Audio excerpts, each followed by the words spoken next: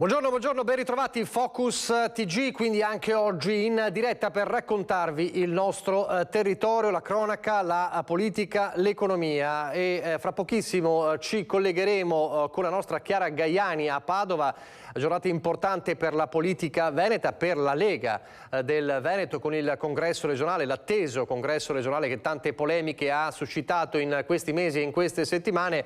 È iniziata la votazione questa mattina alle 8, ci sono stati i discorsi dei due sfidanti Alberto Stefani e Franco Manzato e anche del governatore Zaia. Fra poco li sentiremo e ci collegheremo con la nostra Chiara Gaiani che insieme a Francesco Ratai segue questa lunga giornata della Lega e poi la cronaca. Ci collegheremo anche con il nostro Filippo Fois che si trova a Torre di Mosto e vi faccio vedere subito e poi ci collegheremo dopo questa ennesima tragedia della strada. Lo vediamo dal sito del Gazzettino. Saluto gli amici e poi si schianta. Christopher muore a 34 anni. Christopher Vidali di Torre di Mosto, originario di Motta di Livenza. L'auto si spezza in due, una parte trovata a 30 metri di distanza. L'ennesima tragedia della strada in Veneto e fra poco il nostro Filippo Fois proprio dal posto della tragedia si collegherà con noi. Ma vedo già in diretta collegata la nostra Chiara Gaiani insieme a Francesco Ratai. Il luogo è l'Hotel Sheraton di Padova dove è iniziata la lunga giornata della Lega. Allora Chiara, che atmosfera si respira? Buongiorno Nicola, buongiorno ai telespettatori. Sì, respira l'atmosfera delle grandi occasioni. I lavori del congresso regionale si sono aperti alle 9:20 con i discorsi dei due candidati alla segreteria, ovvero di Franco Manzato e di Alberto Stefani, e poi molto atteso quello del presidente del Veneto Luca Zaia. Lavori che sono presieduti dal senatore friulano Marco Dreosto. Ecco, si è sentita in sala quale sia anche la tensione che abbiamo vissuto e raccontato in queste settimane all'interno del movimento. Posso dirvi insomma che non era presente tra i 55 delegati presenti proprio all'inizio dei lavori Roberto Marcato, che sappiamo martedì si è sfilato dalla corsa alla segreteria. C'è però grande fermento, tutti continuano a ribadire di essere qui per il partito, per il bene di partito. Anche il presidente Zaia nel suo intervento in apertura ha detto: io sono qui da militante. I due candidati hanno ribadito più volte dal palco di non essere contro nessuno e di essere qui per il bene della Lega o della Liga Veneta. Ma allora direi che possiamo andare a sentire i vari interventi. Partiamo da Franco Manzato nell'ordine in cui appunto si sono presentati all'Assemblea della Lega, nella parte che è stata aperta anche alla stampa. Allora sentiamo il primo candidato alla segreteria regionale e quindi sentiamo Trevigiano Franco Manzato. La Liga Veneta è sempre stata, da sempre stata, al centro del panorama politico. Qualsiasi partito autonomista in Italia siede al centro dello schieramento politico e dal centro decide e gestisce la politica, in questo caso del centrodestra. Ma siamo una forza di centro. Un centro alto, come diceva anche Umberto Bossi e ribadito anche da Matteo Salvini, ma un centro perché il tessuto sociale e economico della Liga Veneta e dei Veneti è quello della moderazione, ma con grande determinazione nel voler raggiungere i propri obiettivi legati all'autonomia, che non è solamente legata a un rapporto Stato-Regioni, ma è un'autonomia che è legata anche a un rapporto Stato-cittadino, e questo sarà secondo me il futuro obiettivo della Liga Veneta, è quello di riscrivere il rapporto Stato-cittadino in termini di fiscalità. L'autonomia è incardinata, ma esistono problemi ancora molto importanti a livello veneto che vengono ribaditi ormai da 30 anni. Nella forma, nella sostanza, i veneti nell'impresa, nella famiglia, nel lavoro erano sempre, costantemente sotto torchio. Questo cosa vuol dire? Vuol dire che questo tipo di problema non è risolto in Veneto, non è risolto al nord, non è risolto in Italia. Ormai il problema dei salari, il problema delle imprese, il problema del prelievo fiscale è legato al sistema italiano e con il sistema italiano a livello europeo. E noi come Liga Veneta abbiamo il dovere, essendo a nord dell'Italia e con un rapporto costante con la parte centrale dell'Europa, avere l'idea che le nostre imprese, le nostre famiglie devono essere in tutto e insieme competitive. Il prelievo fiscale sarà radicalmente diverso, sarà la catena intorno al sole attraverso la quale noi potremo essere competitivi. E sono proposte che noi porteremo non a livello governativo, ma a livello di Consiglio federale. Se dovessimo arrivare a obiettivo con la mia candidatura, porteremo delle proposte radicali in Consiglio federale da discutere in modo democratico, ma che vadano a solcare assolutamente la parte fiscale. Dobbiamo aprire alla gente, perché portano idee nuove, leggono la società come noi l'abbiamo letta 30 anni fa in maniera inedita, e possiamo farlo anche questa volta. Io mi candido per l'unità del movimento, niente contro nessuno. Se riusciamo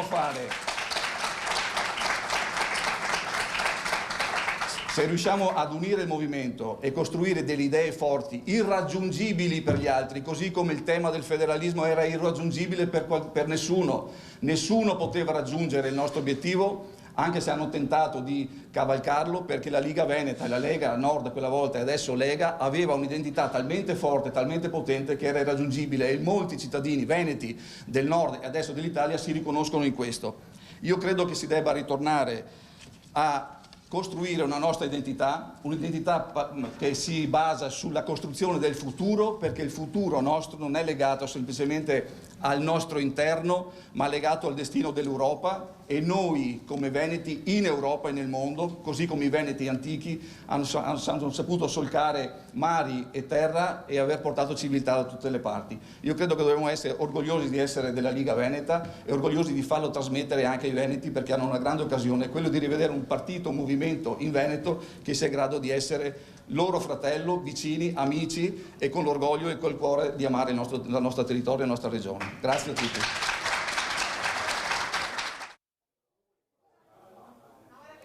Ed ecco, vi sta facendo vedere il collega Francesco Ratai dove si accreditano i vari delegati a partecipare all'Assemblea Accredito, che terminerà entro le 18. Entro le 18 chi si è accreditato potrà votare, altrimenti non si potrà votare. Avete sentito Franco Manzato, il candidato alla segreteria, puntare molto sull'orgoglio, fare una riflessione sulla storia della Liga Veneta per poi guardare avanti e le richieste che ha intenzione di portare, se eletto, al Congresso federale. E lo vediamo anche passare alle mie spalle. Adesso sentiamo Alberto Stefani, il commissario regionale della Lega, che ha scandito il suo discorso con un "sono qui per". Allora sentiamo per che cosa è qui Alberto Stefani.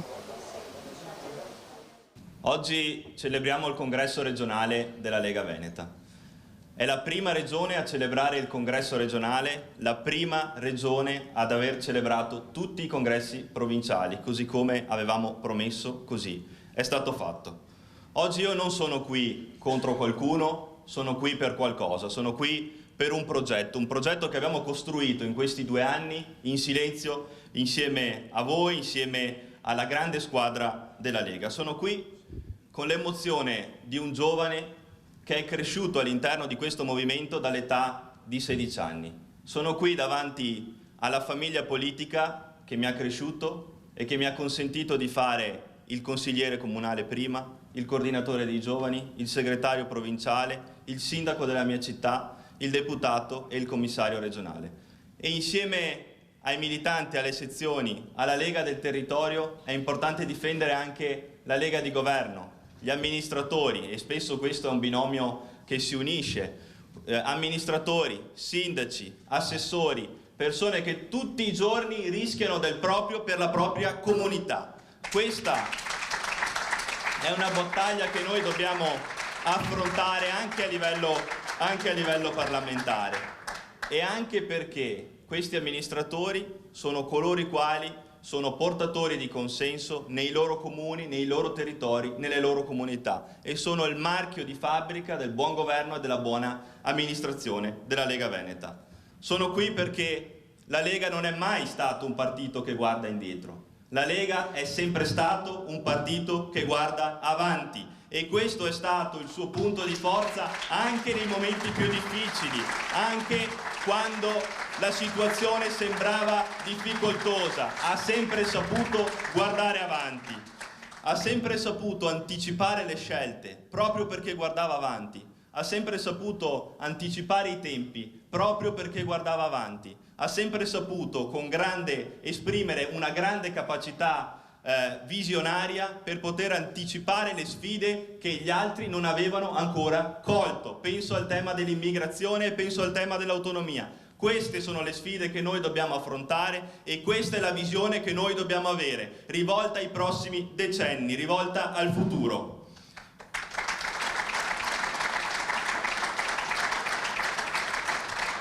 Sono qui perché voglio riaffermare il nostro senso di comunità, la necessità di rispettarci l'un l'altro. Io in questi 2 anni non ho risposto ad un solo attacco sui giornali e l'ho fatto non perché non avessi risposte da dare, ma perché rispondendo avrei creato un danno al mio movimento e avrei creato un danno ai militanti.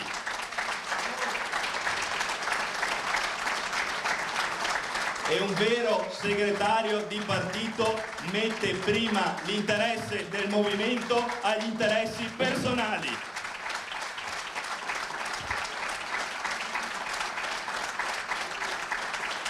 Noi sui giornali dobbiamo andare per i risultati che portiamo a casa, per quello che facciamo nei comuni, in provincia, in regione, in Parlamento. Queste sono le iniziative che devono andare sui giornali, non polemiche inutili. Questo ci permetterà di recuperare consenso nei comuni, nelle regioni, nelle province, a livello parlamentare, a livello europarlamentare. Sono qui per camminare al vostro fianco, sono qui per dedicare tutti i giorni dei prossimi 3 anni di questa segreteria regionale sul campo, nelle sezioni, insieme a voi. Viva la Lega, viva San Marco!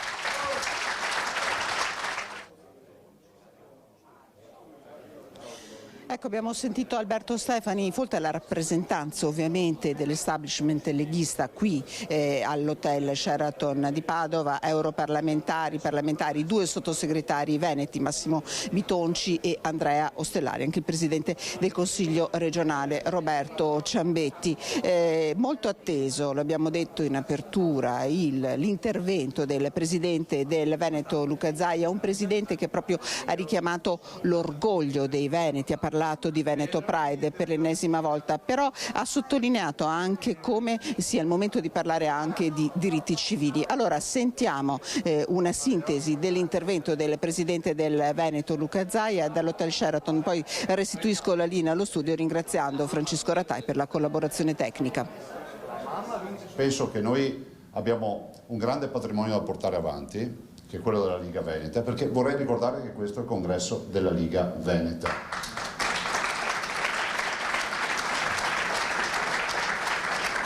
A volte no, cioè io non mi sono scritto il discorso, pensavo ma che segretario vorrei? Beh, io vorrei, dopo è ovvio che c'è sempre dibattito, però immagino che noi dal segretario ci aspettiamo che sia un segretario inclusivo, che sia un segretario che comunque abbraccia tutte le idee, il dibattito, che sia un segretario che comunque non si avventuri nello scambio di prigionieri, perdonatemi l'espressione, ma che pensa che la nostra forza siano comunque lo scambio delle idee e la militanza, l'essere inclusivi fino in fondo. Che sia un segretario che non si dimentichi mai, in tutti gli istanti della sua giornata, durante il suo mandato, che la Lega, o meglio la Liga Veneta, è identità.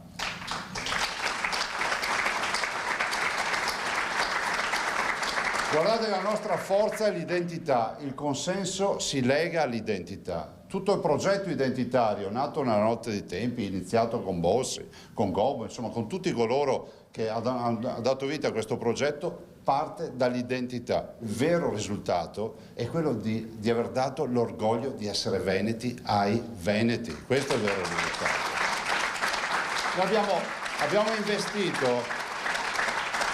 Abbiamo investito in un progetto identitario che ha ridato vita a quello che io definisco il Veneto Pride, l'orgoglio veneto. Questo deve essere il faro che muove il segretario e che deve muovere ognuno di noi nella nostra azione amministrativa, di militanza, di sostenitore. Perché se noi siamo diversi dagli altri è perché abbiamo un'identità. Penso anche che sia fondamentale che questo partito e che questo movimento, a partire dalla Liga Veneta, parta da una visione di modernità. Non possiamo continuare a parlare dell'identità pensando che sia solo valigia di cartone. La modernità significa che noi dobbiamo sempre essere al passo con i tempi. I giovani ci indicano la via. Io ho scritto no, che questo non è un paese per giovani, ma il Veneto deve essere un paese per giovani. I giovani non possono essere un problema. Ve lo dico perché modernità vuol dire anche affrontare temi che spesso sono spinosi. Modernità vuol dire anche che noi non siamo quelli con l'anello al naso e gli altri hanno capito tutto. E vi parlo dei diritti civili, vi parlo delle grandi battaglie che noi abbiamo fatto, perché la gente da noi si aspetta che indichiamo la via, non che ce la facciamo indicare. E non vivere di complessi di inferiorità. E questo è un po' nell'indole umana, no? Vivere del complesso di inferiorità. Gli altri crescono, bene, dopo la crescita c'è sempre la discesa. Noi non possiamo vivere di sondaggi, non possiamo vivere di sondaggi. Queste le parole dunque di Luca Zaia, al termine dunque dei discorsi introduttivi, i due candidati, è chiaro il riferimento a Fratelli d'Italia da parte del governatore. Grazie ancora a Chiara Galani e Francesco Ratai, poi ovviamente nei telegiornali di questa sera vedremo quale sarà il vincitore della sfida tra Manzato e Stefani. Come dicevamo in apertura, la cronaca ci racconta di un'altra tragedia lungo le strade del Veneto. Siamo tra Torre di Mostro ed Eraclea. Il nostro Filippo Foi si trova proprio sul luogo della tragedia che ha visto un 34enne perdere la vita. Filippo. Sì, buongiorno Nicola, buongiorno ai nostri telespettatori. Ci troviamo sulla provinciale che collega Torre di Mosto ad Eraclea. Per l'esattezza le frazioni di Stretti, dove si trovava il giovane di 34 anni che ha perso la vita ieri notte in comune di Eraclea, e di Staffo, la Torre di Mosto, che è alle mie spalle. Christopher Vidali aveva 34 anni, stava tornando a casa da una serata trascorsa con amici percorrendo questa strada quando ha improvvisamente perso il controllo della sua automobile. Adesso vedrete dalle immagini di Sandro Ponchio i segni ancora delle ruote. L'automobile poi si è scontrata con questo platano dove oggi qualcuno ha deposto una rosa in segno di cordoglio.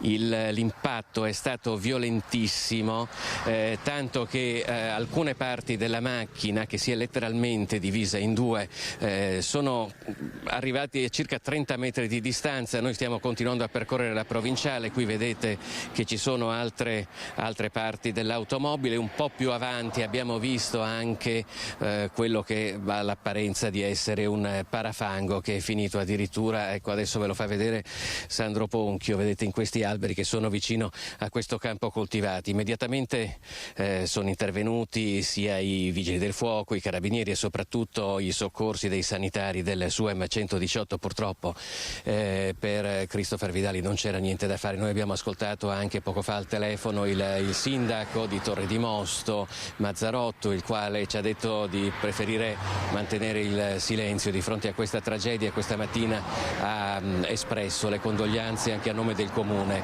alla famiglia di Christopher Vidali. Io direi che per ora da Torre di Mosto è tutto, ti restituirei la linea. Grazie a Filippo Fois. Purtroppo quello degli incidenti mortali in Veneto, in tutte le province del Veneto, nessuna esclusa, è davvero una piaga. E allora cosa si può fare? Si può sensibilizzare anche con dei video shock. Allora c'è un video shock che è stato realizzato proprio per sensibilizzare sulla sicurezza stradale, realizzato con la collaborazione dell'ULSS 3. È un video nel quale si sentono le voci reali di chiamate al SUEM 118 durante gli incidenti, proprio per far capire la drammaticità di quegli istanti. Guardate.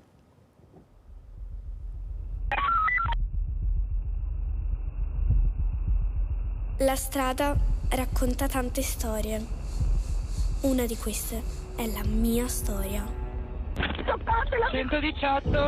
Sì, è successo un incidente. Signora, allora, con calma, quanti mezzi sono coinvolti, signora? Una persona, una ragazza. Aveva solo 12 anni la ragazzina che la piccola Cecilia Chiarini interpreta nel video shock realizzato da Saturno 9 in collaborazione con l'ULSS 3 Serenissima per sensibilizzare sulla tematica della sicurezza stradale. Ecco, signora, l'ambulanza sta già arrivando. Grazie. La ragazza è cosciente, parla, risponde? No, non lo so. Signora, signora? Allora, l'ambulanza... Ha perso sangue in testa. Ho pensato che una bambina, una testimonianza, in questo caso la bimba, lo ripeto, è un angelo fondamentalmente, potesse iniziare a scuotere queste coscienze per poi farlo attraverso il racconto degli operatori, degli utenti, che è una cosa un po' esclusiva, e di quegli scenari che noi vediamo nelle strade. Un video che vuole creare un impatto emotivo ma che punta anche ad educare lo spettatore. Solo puntando sulla cultura di base e su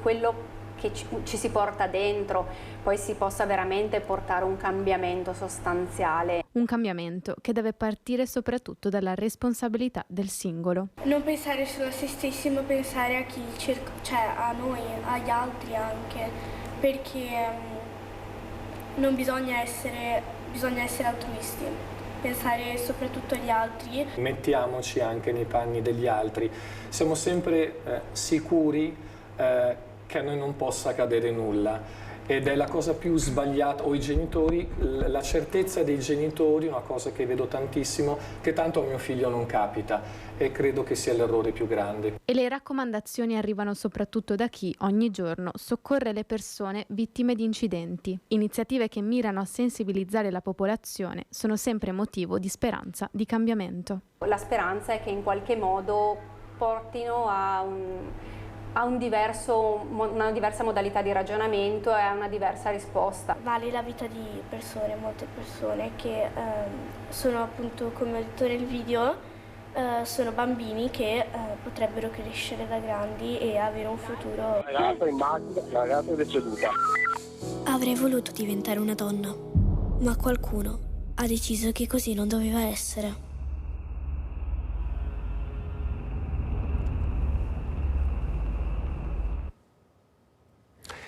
I giovani e un'altra piaga è quella della violenza, delle violente risse o anche degli scontri tra bande sempre più di giovanissimi, spesso per la droga. Potrebbe esserci proprio la droga al centro dello scontro tra le due fazioni che 2 sere fa a Carbonera ha portato all'accoltellamento di un sedicenne. L'abbiamo raccontato proprio ieri durante le nostre dirette, durante Focus TG, le nostre edizioni, le indagini dei carabinieri. Il sedicenne accoltellato alla schiena resta in prognosi riservata e intanto resta anche lo sconcerto dei residenti in zona.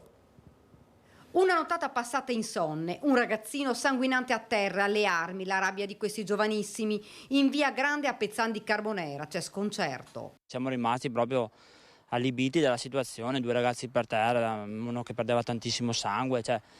E io come genitore sono comunque preoccupato perché la situazione non è bella. Se già in questi paesi qua succedono queste cose, insomma... sicuramente da genitore dovrò controllare di più anche le mie figlie. Terribile veramente, ho detto qua non si sa più niente come che si va a finire, gli erano tutti giovani, gli scampai però gli acciappai. Dispiace perché comunque sono ragazzi che forse non hanno bene capito il valore della vita, perché veramente per delle robe stupide, stupidate, alle volte uno ci può anche rimettere la vita. Il ragazzo ferito si è accasciato di fronte alla casa di Paolo Dotto, che ha chiesto alla moglie di chiamare subito i soccorsi. Abbiamo subito mi ha urlato di chiamare subito carabinieri e ambulanza, abbiamo aspettato i soccorsi, usciva tantissimo sangue, per cui insomma siamo stati qua con altri vicini e abbiamo soccorso. Senta, ma ragazzi che voi avete visto qua in zona? Mai visti. Non li conosciamo, ma hanno detto, perché poi mia figlia è arrivata, anche mia figlia, uno tra l'altro poi è svenuto dall'agitazione, quando si è ripreso l'ha fatto un po' calmare e ci ha detto che aveva 17 anni, gli ha un po' raccontato delle sue cose. A terra sono rimasti gli zaini, un paio di occhiali e 2 biciclette, tutto è stato recuperato dai carabinieri. Sul posto è arrivato anche il papà di uno dei ragazzini coinvolti nella rissa. Però il padre che cosa gli ha detto? Gli ha detto, il punto della situazione è che tu comunque andavi in giro con un coltello, gli ha fatto capire, vabbè che ti sei voluto difendere, se è così la realtà, perché dopo bisogna capire. Però è strano che tu già andavi in giro con un coltello, la cosa fa pensare, no? partiti da casa con un coltello ed una pistola soft air, non una passeggiata con amici, non una serata di svago, un appuntamento che poteva trasformarsi in una tragedia, l'ennesima. A qualche chilometro da qui l'omicidio di Aymen, 17 anni, accoltellato a morte per una questione di droga, in carcere per questo delitto un 18enne. Restiamo nella Marca trevigiana, un altro episodio di violenza che è avvenuto la scorsa notte a Vittorio Veneto, una rissa in un bar, c'è un 50enne finito all'ospedale, il nostro Lucio Zanato sul posto. Lucio, buongiorno. Buongiorno Nicola, buongiorno ai telespettatori di Rete Veneta. Mi trovo in lungo via Isonzo, San Giacomo di Veglia, strada che porta verso Colle Umberto, e questo è l'esterno del bar Macao. Va detto che questo bar è uno dei pochi, anzi forse l'unico a Vittorio Veneto che rimane aperto fino alle 4 del mattino. Questa mattina intorno alle 3 c'è stata un'aggressione a seguito di futili motivi, nel senso che qui fuori nella veranda che vedete alle mie spalle c'era un gruppo di persone, tra cui anche un 50enne macedone, stavano chiacchierando forse un po' animatamente. A un certo punto pare sia aggiunta una doppia coppia di giovani, qualcuno dice di etnia marocchina, e si sono seduti, probabilmente proprio perché è l'unico bar aperto. A un certo punto una delle ragazze ha chiesto al 50enne di moderare la voce, e il 50enne avrebbe risposto, ne sarebbe nato un diverbio verbale, e poi a seguire uno dei accompagnatori di queste due ragazze avrebbe aggredito fisicamente l'uomo a pugni e calci, facendolo finire a terra per poi scappare. Noi oggi siamo venuti qui, abbiamo cercato di parlare con la titolare, perché il bar è gestito da una coppia di cinesi, la titolare lavora nella notte, poi dorme di giorno, e quindi non siamo ancora riusciti a parlare con lei, però abbiamo parlato con alcuni avventori, alcuni vicini che appunto alle 3 hanno sentito molta confusione. Dicono che comunque non è la prima volta che si sente una forte confusione in questo bar, proprio perché è l'unico bar della zona vittoriese che rimane aperto fino a tardi.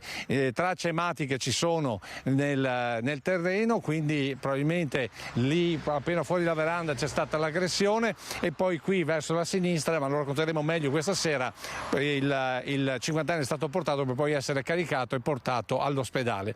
Tutto questo oggi, ovviamente ieri sera e poi anche questa mattina sono tornati i carabinieri per un secondo sopralluogo e per sentire i titolari, e avrebbero anche sequestrato le immagini del circuito di videosorveglianza che circonda sostanzialmente tutto il bar. Qui la situazione più o meno è in questi termini.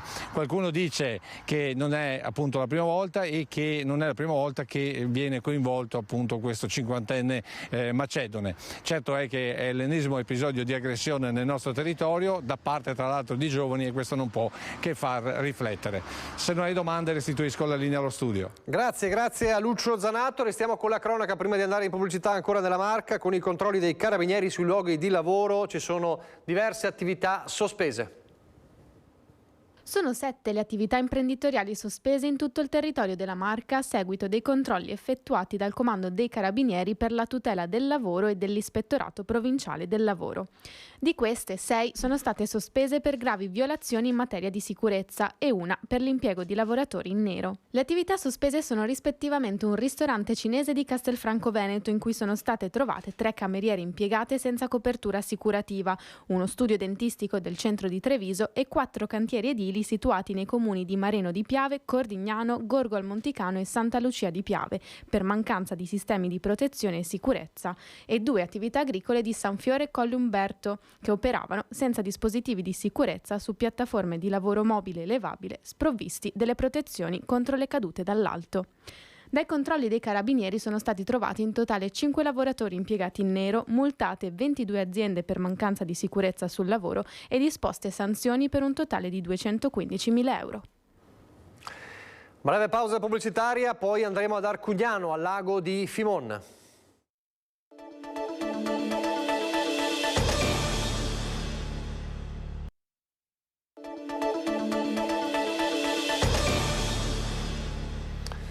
Rieccoci in diretta con Focus TG. Allora, importante novità per il lago di Fimon, infatti la provincia di Vicenza per la prima volta avvia il dragaggio di una parte dell'antico specchio d'acqua, una sperimentazione di cui ci parla il consigliere delegato Matteo Macilotti e con il nostro Daniele Garbin. Daniele. Sì, buongiorno, grazie della linea. Ci troviamo in provincia di Vicenza, siamo in compagnia con il consigliere provinciale Matteo Macilotti. Buongiorno a tutti. Ecco, siamo qui perché il tema di oggi è il lago di Fimone. Importanti novità a questo punto perché il consigliere è delegato per il lago di Fimone. Sì, tra le deleghe appunto, tra le mie deleghe rientra la gestione del lago di Fimone. Importanti novità perché alla luce della convenzione stipulata tra la Regione Veneto e la provincia di Vicenza si è riunito più volte il comitato tecnico che aveva lo scopo di stabilire le iniziative da intraprendere sul lago per poter salvare il lago in qualche misura. Il comitato tecnico si è ritrovato più volte e ha deciso che prioritario è effettuare uno studio pilota, quindi un pilota, per poter dragare una piccola porzione di lago e studiare gli effetti sull'ecosistema del dragaggio e comprendere quale può essere l'utilizzo e il recupero del materiale dragato. Quindi uno studio complesso da effettuarsi ovviamente con l'università per comprendere gli effetti del dragaggio. Se questo studio appunto verificasse la bontà di questo tipo di intervento, poi ovviamente sarà fatto il progetto su larga scala appunto del dragaggio completo del lago, ma prima occorrerà fare questo studio preliminare. Ecco, ricordiamo a chi magari non è aggiornato che il dragaggio era un'opera auspicata da tanti anni proprio perché è una zona vincolata, molto delicata, è stato molto studiato il lago di Fimone e su questo mancavano anche dei finanziamenti. Adesso è importante che sia stato anche deciso in maniera congiunta provincia e regione anche per avere questi finanziamenti e soprattutto per ottenere quel risultato, perché questo materiale poi potrebbe essere anche riciclato, venduto, quello che è tornato nel deposito. Sì, ciò che si vuole, ciò che vogliamo raggiungere è il fatto di recuperare questo materiale, perché la quantità di materiale sarà particolarmente importante perché la zona ovviamente è particolarmente estesa, quindi sarà fondamentale individuare gli utilizzi, gli usi anche di questo materiale ai fini di un suo recupero, in modo da dare anche circolarità all'intervento che si vuol fatto. Ecco, in questo momento noi il lago durante la stagione più calda è frequentato dai cittadini, dai vicentini, è un luogo amato. Purtroppo anche quest'anno vediamo comunque c'è molta infestazione di alghe, il Myriophyllum spiccata. Ecco, su questo riceviamo anche telefonate sullo stato del lago. Ecco, cosa possiamo rispondere anche per assicurare i nostri telespettatori? Sì. Quella è una reazione spontanea del lago, è un evento naturale quello che sta accadendo, no? Quest'alga è tipicamente un evento naturale, non c'è una partecipazione umana, diciamo, e quindi fa parte anche un po' della naturalità di questo luogo. È ovvio che anche le condizioni climatiche influiscono particolarmente, abbiamo avuto un periodo di grande siccità che ovviamente non ha aiutato i laghi, pensiamo anche al lago di Garda, le immagini che forse abbiamo visto, no? E tanto più il lago di Fimone appunto, che è anche un lago, insomma, una zona molto più piccola, una zona umida molto più piccola. Dall'altro lato abbiamo avuto temperature anche più alte e quindi sono le condizioni che ovviamente aiutano lo svilupparsi di questo infestante, di questa alga che fa parte in qualche misura della vita del lago, anche se ovviamente dal punto di vista estetico e della fruibilità non è particolarmente benvenuta da parte né dei cittadini né degli utilizzatori del lago. Senta, domanda a Bruciapielo, l'ultima, c'è qualcuno che aveva la polemica tra pescatori e Lega Navale, volevano vietare la pastura, insomma questa pesca particolare perché incide sulle sostanze che energizzano e danno vita anche alle piante. Sarà possibile prendere un provvedimento questa volta del genere oppure no? Allora, qui entriamo in una differente visione che ormai da vari anni vi è tra la Lega Navale e i pescatori. Era stato effettuato uno studio ancora prima della mia nomina appunto a gestore del lago di Fimone da parte dell'Università di Parma, la quale rilevò come né da un lato la pastura né dall'altro l'utilizzo da parte del lago, da parte della Lega Navale erano i principali fautori, i principali alimentatori, diciamo, di questa alga. Quindi vietare la pastura non risolve il problema, evidentemente, no, perché così disse l'università attraverso i suoi studi. In realtà il lago è molto più complesso di questo, perché lì intervengono altri fattori, abbiamo l'agricoltura circostante, no, abbiamo appunto il cambiamento climatico che ha inciso appunto anche sulla vita del lago e sulla qualità del lago, quindi non è soltanto un intervento che può risolvere e dare nuova vita al lago. Bene, allora ringraziamo di questa importantissima novità per il lago e per i vicentini, quindi grazie, buon lavoro. Grazie a voi, ringrazio a voi appunto e vi auguro buon lavoro. Ecco, con questo restituisco la linea allo studio. Grazie a Daniele Garbin. Adesso parliamo di viabilità, andiamo a Vicenza, alla Bretella dell'Albera, per liberare dal traffico pesante i quartieri di Maddalene e Villaggio del Sole. Manca l'ordinanza del sindaco che obbliga i camion a passare dalla variante alla strada provinciale 46. Allora abbiamo girato la domanda e la richiesta proprio al sindaco Possamai. Bretella dell'Albera, il più è fatto, manca l'essenziale. Sì, perché dopo che il 19 giugno è stata inaugurata un'opera attesa da 35 anni, adesso manca un ultimo step, il divieto di transito ai tir su Villaggio del Sole e Maddalene, l'obbligo di passaggio per i mezzi pesanti sulla nuova variante all'SP46.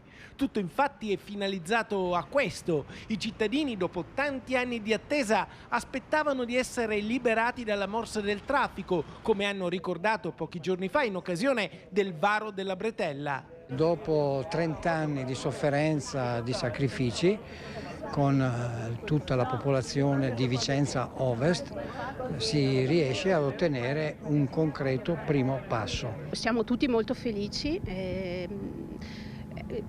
Soprattutto per l'allontanamento appunto di questo traffico pesante che comunque da tempo passa all'interno dei quartieri densamente popolati. Ho vissuto con migliaia di tir che passavano sotto casa, rumore, vibrazioni, inquinamento, mancanza di sicurezza, e ora c'è poco da dire, finalmente siamo stati sollevati da questo problema. Adesso, per allontanare davvero il traffico pesante da Maddalene e Villaggio del Sole, manca solo l'ordinanza del sindaco. Stiamo già preparando un'ordinanza che porterà al divieto appunto del transito dei tir sulla viabilità interna ai quartieri per fare in modo che vadano sulla Bretella dell'Albera. Questo chiaramente vuol dire la cartellonistica, vuol dire tutta una serie di interventi, poi di controlli, perché vogliamo definitivamente liberare da questo tipo di traffico i quartieri che per troppo tempo hanno sofferto. A questo punto, perché la Bretella dell'Albera sia un progetto pienamente realizzato, mancano le ultime opere di mitigazione ambientale e paesaggistica, i sottopassi, le piste ciclabili. La prossima settimana sarà dedicata agli incontri tra il comune e le categorie economiche. Poi da luglio probabilmente entrerà in vigore la tanto attesa ordinanza che libererà i quartieri di Maddalene e Villaggio del Sole dalle migliaia di camion che per decenni hanno imperversato sulla viabilità interna alla città. Ci stiamo confrontando con le categorie economiche che chiaramente tutelano il tema del trasporto, perché per esempio ci sono camion che devono consegnare nelle aziende, camion che devono magari fare consegne all'interno dei ristoranti o dei negozi. Alla fine di questo confronto, che sarà chiuso la settimana prossima, penso che saremo pronti a pubblicare l'ordinanza.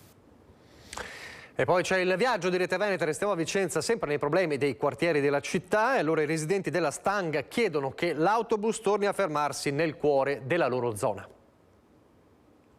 Cosa vuole? È rimasta una zona un po' desolata negli ultimi anni qua.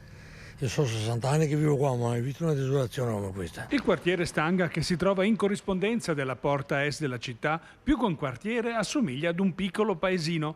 Forte il senso identitario di residenti e commercianti, ma la zona si sente sempre più marginalizzata. A gran voce viene chiesto di riportare la fermata del bus nel cuore del quartiere. Più che tutto la linea che passava per di qua, perché bisogna portarsi al di là della strada, che c'è un po' più difficoltà. Sarà un anno e mezzo che l'auto lo fanno passare di là direttamente, perché qua creava problemi quando c'erano le partite di calcio, c'erano macchine dappertutto, il treno passava. Bisognerebbe che i vigili facessero il loro lavoro quando ci sono quelle cose lì, non andare in cerca solo dei divieti di sosta o così via.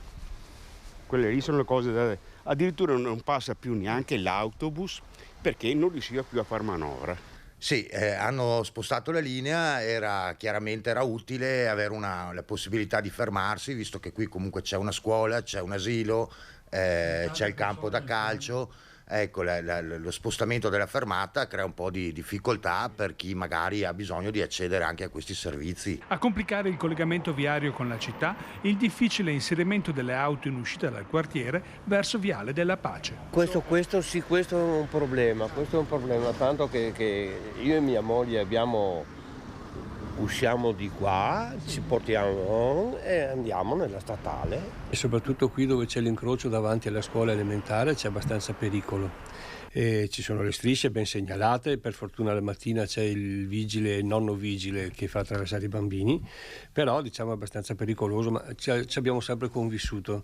Piuttosto direi la mancanza dell'autobus che passa all'interno della zona Stanga è importante. Tutto il Viale della Pace, poi anche c'è una zona che è pericolosa perché hanno fatto appunto le piste ciclabili proprio di fianco ai cancelli, ai passi carrai, quindi c'è sia la difficoltà per chi esce di casa con le macchine e sia comunque è pericoloso, ecco. Più che altro i monopattini, ma poi ci sono tanti che passano con la bicicletta sui marciapiedi, non guardano le strisce, qui ti trovi gente che praticamente attraversa all'improvviso e te li trovi davanti, se li investi poi è colpa tua, invece non è nessuna colpa, a me è capitato più di qualche volta.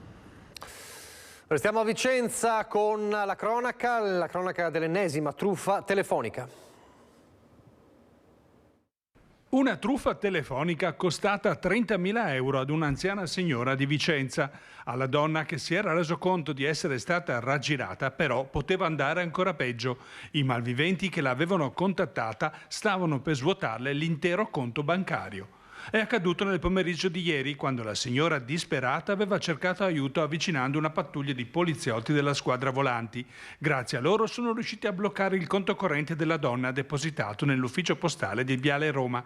La signora aveva raccontato di essere stata contattata al telefono dai truffatori che erano riusciti a farle credere che il figlio era rimasto coinvolto in un incidente stradale e che si trovava in custodia delle forze dell'ordine perché sorpreso alla guida di una vettura priva di assicurazione. Successive telefonate di altri complici, sedicenti addetti alla sicurezza di Poste Italiane, erano riusciti a farsi comunicare i dati sensibili del conto corrente della signora e mentre la tenevano occupata al telefono avevano iniziato a svuotarle il conto. Da Vicenza a Bassano, nel Bassanese, incontro tra i consumatori e l'amministrazione comunale di Romano Dezzelino, sul piatto il tema dell'autovelox lungo la statale 47.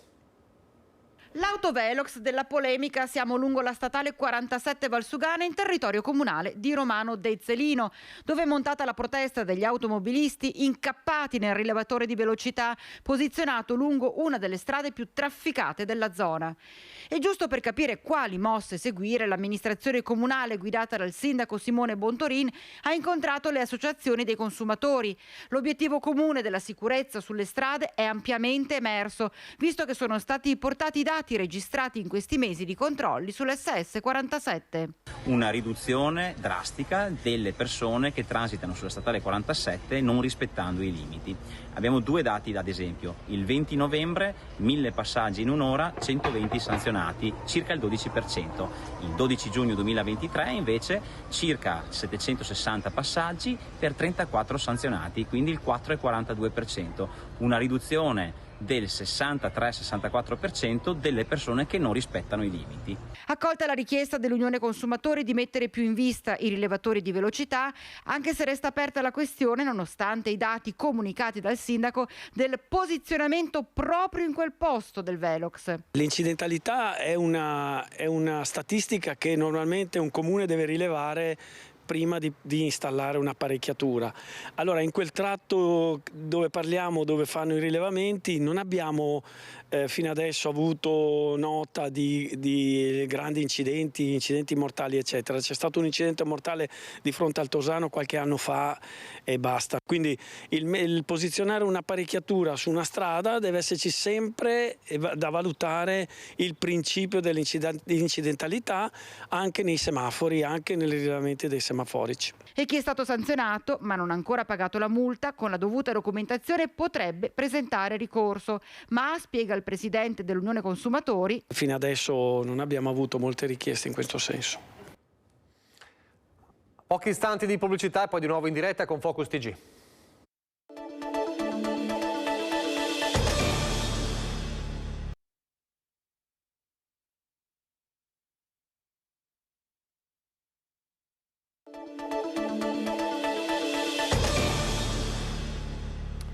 Di nuovo in diretta con Focus TG e subito in diretta con la nostra Vanessa Banzato a Bassano del Grappa. Buongiorno Vanessa.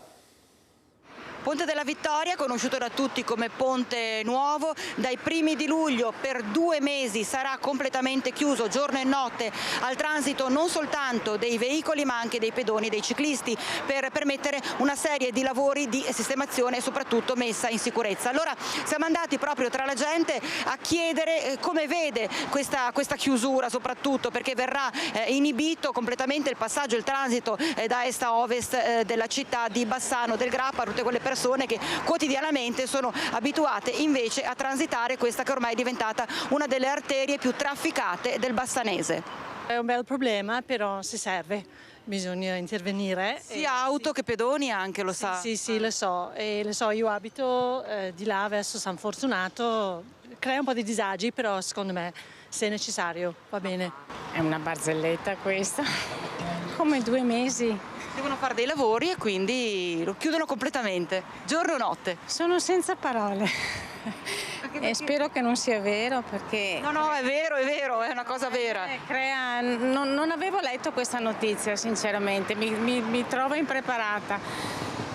Useremo il terzo ponte, non lo so, per forza di cose, quindi... Certo è che la città è tagliata in 2. Certo, assolutamente creerà dei grossissimi problemi un po' per tutti. Se c'è necessità di fare, giustamente... Come la vede? Se c'è bisogno di fare, cosa possiamo fare? Nulla, la necessità. Lei cosa dice? Creerà disagio? Credo di sì, Quindi ci sarà disagio però? Però se c'è una necessità. Non saprei dire perché se è una necessità evidentemente bisogna farlo. E quindi non ho altre idee o altri giudizi. Creerà dei grossissimi problemi perché è una bretella importante di passaggio sia per andare a Vicenza che l'altopiano, insomma non è una cosa semplice. Chi ha deciso avrà, speriamo, considerato tutti gli elementi e quindi abbia preso una decisione con cognizione di causa, sapendo che è un disagio per i cittadini che però è necessario. Diventa un problemino, non dico un problemone perché sarà segnalata eventuali deviazioni, sì. È logico che creerà qualche disservizio, è normale. Anche perché la città viene proprio tagliata in 2. Sì, perché non è che gli altri ponti siano molto vicini, perché Ponte Vecchio non si passa, il terzo ponte è abbastanza lontano, sulla Campese deve andare, cioè creerà, è logico. Mi auguro che comunque abbiano fatto le valutazioni del caso per comunque garantire la viabilità per chi lavora, perché sicuramente spero che abbiano fatto le loro valutazioni, quindi ecco, sono fiduciosa. Ancora a Bassano, dove sono stati rimodulati e riorganizzati dopo la pandemia i servizi offerti dall'ambulatorio della Croce Rossa. Nuovi obiettivi per l'ambulatorio medico-infermieristico della Croce Rossa da 48 anni aperto in piazza Terraglio a Bassano.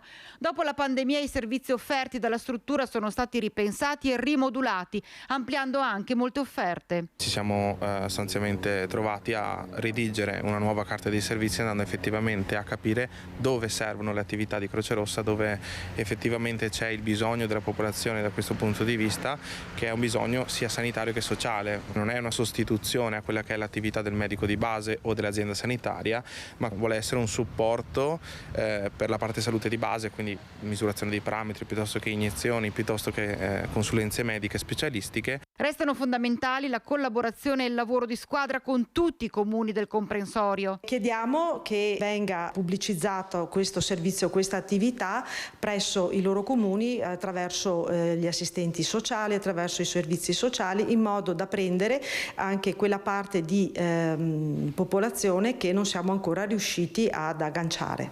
Ecco, e poi è attivo anche 2 giorni al mese uno sportello specifico.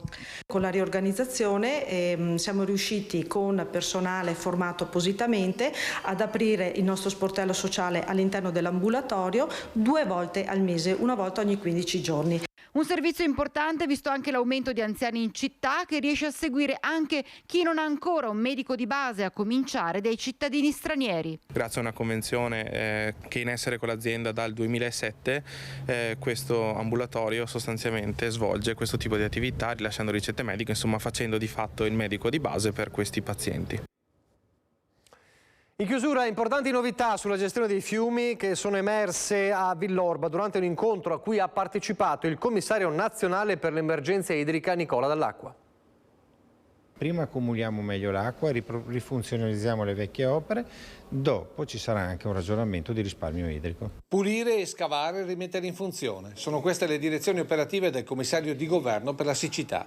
A confermarlo ieri sera a Villorba Nicola Dall'Acqua, che ha pronto un piano a respiro nazionale con importanti implicazioni per la Marca e il Veneto. Quindi lei farà una mappatura per vedere la situazione complessiva per poi poter interagire. Assolutamente sì, il mio compito è questo, insieme alle autorità di distretto stiamo organizzando e direi che fra una decina di giorni mi presenterò alla cabina di regia, che è il vero organo consultivo di questa emergenza, e a illustrargli i dati di vedere quello che si può fare sul territorio. Sotto esame quindi tutti i bacini lungo i fiumi, come ad esempio l'invaso di Busca e lungo il Piave, a cui seguiranno le ordinanze per far intervenire le ruspe con l'obiettivo di ripristinare gli invasi e il duplice scopo di raccogliere l'acqua per far fronte alla siccità e di gestire possibili piene derivanti da intensi ed improvvisi fenomeni temporaleschi. Del resto, sottolinea Dall'Acqua, è questo il vero scopo del commissario nazionale all'emergenza idrica. Il compito che ha il commissario, scritto chiaramente sulla legge, è quello di andare a verificare tutti i bacini, ad esempio quelli di montagna, per verificarne la vera funzionalità idraulica. È tutto per Focus TG, grazie per averci seguito, arrivederci.